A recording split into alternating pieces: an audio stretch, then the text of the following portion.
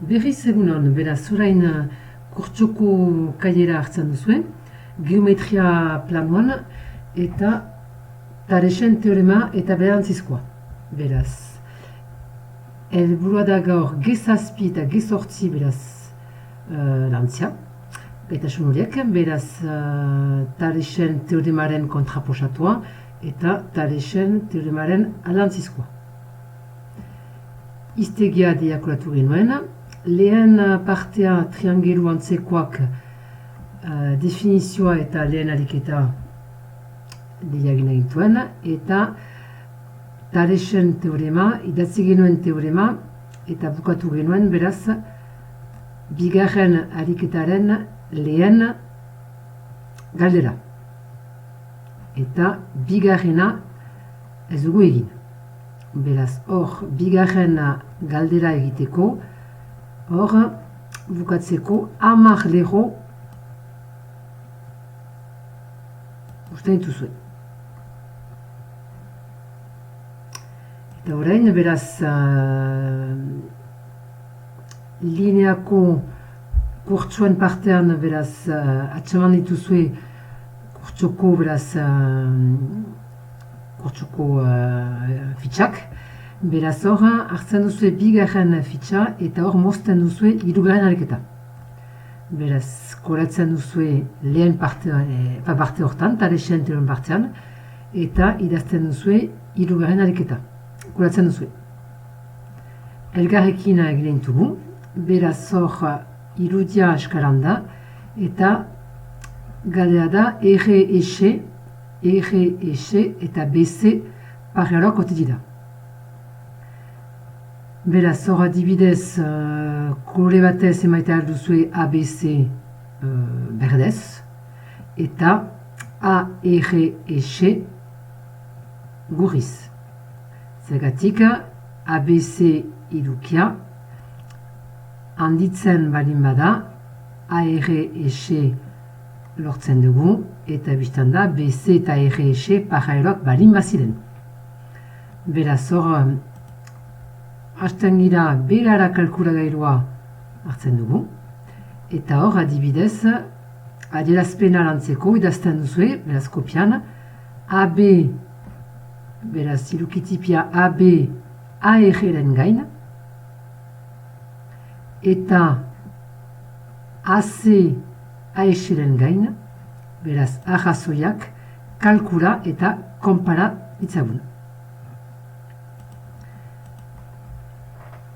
Beraz, AB, AR-ren gain, kasu da behatzi zati behatzi gehiru, beraz behatzi emabilen, eta hor, kalkulagailua hartzen dugularik egiten du, beraz, 0,5 hirurogeita hamabost. Aparte, beraz, bestaldetik berian emaiten duzue, AC AS-ren gain, beraz, lau zati boskako txiru, eta hor, kalkulagailuan, idazten bali baduzue 0,5 hemen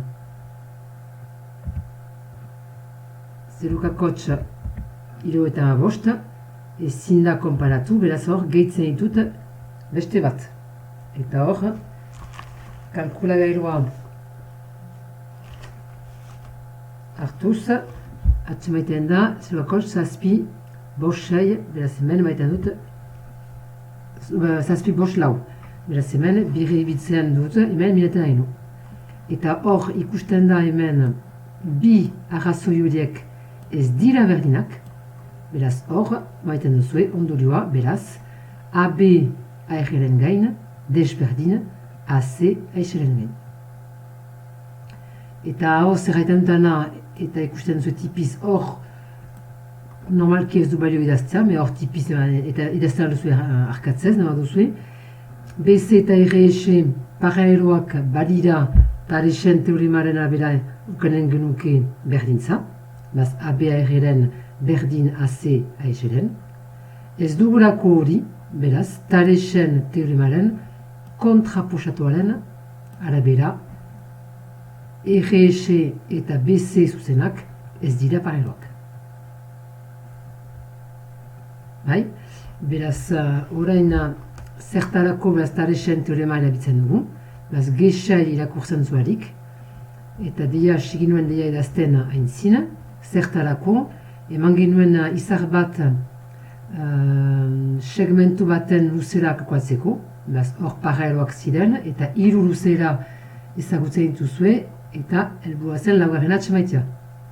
Eta orain, zertarako da ere, beraz, bi zuzen, beraz, ez direla paraleloak frogatzeko. Eta ikus hiruanek eta hori egin dugu. Beraz hor da gexai. Beraz tarexen teorema erabiltzen dugu luzera baten kalkulatzeko, eta ere bi zuzen ez direla paraleloak frogatzeko. Eta hor lau luzera ezagutu baituzue. Eta tarexen teoremaren ondorioa da, beren kasu hortan erraiten dugu da kontraposatua. Orain, lehen fotokopia hartzen duzue eta kolatzen duzue basosoki. Beraz hor agertzen da, beraz kolatu ondoren, berriz emaiten dut datu berria, fitxan agertzen zena, klasuriko fitxan. Beraz hor adibidez baituzue 3 konfigurazio posible, esplikatzeko beraz datu berria da ber ordenan, edo ordena berean. Beraz, hemen ordena berean.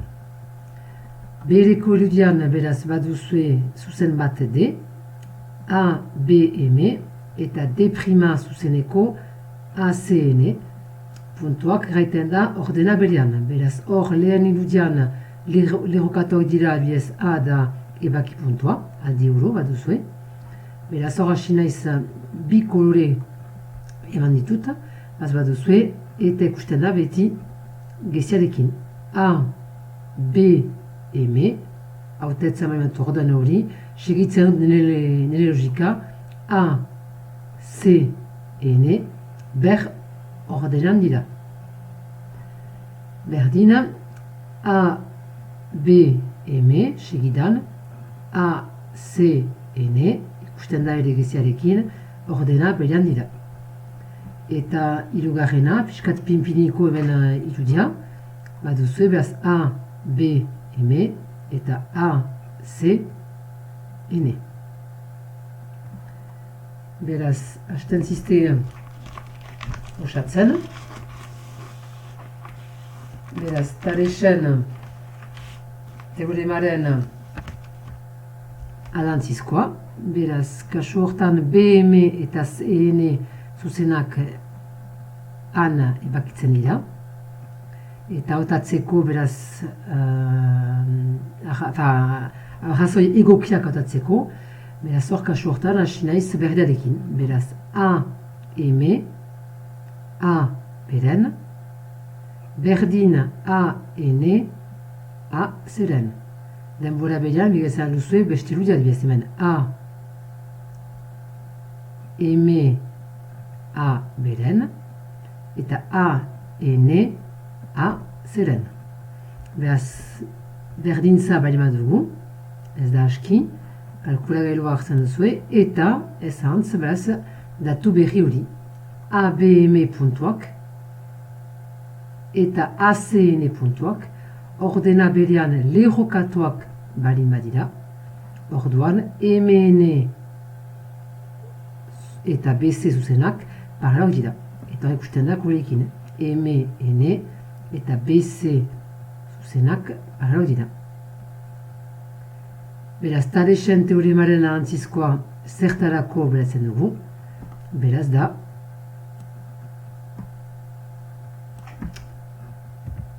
bi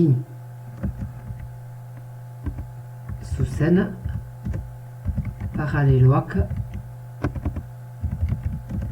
direla frogatzeko.